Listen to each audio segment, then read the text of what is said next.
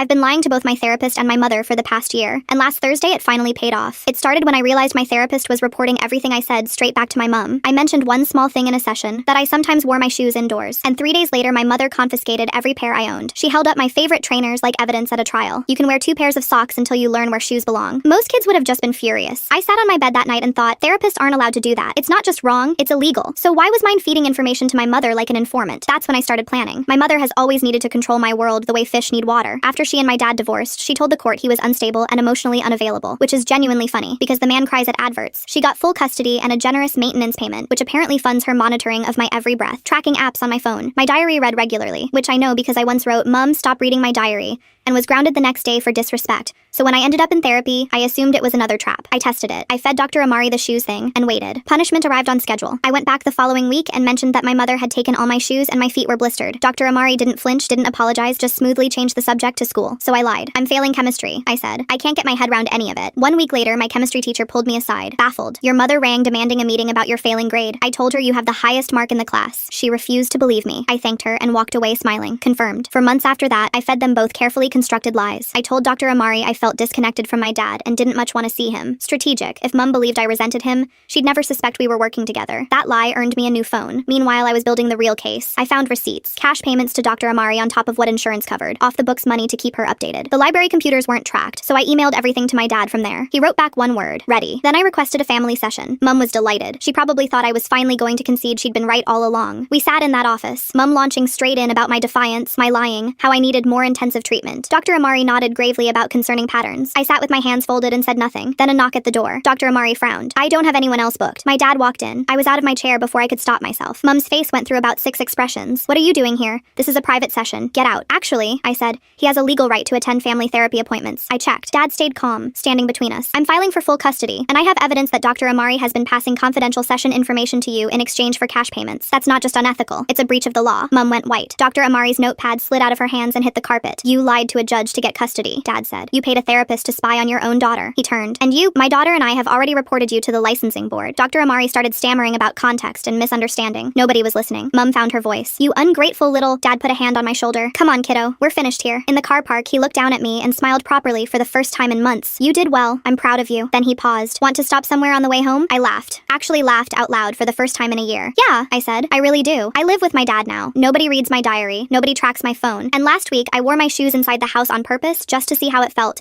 It felt like being a person.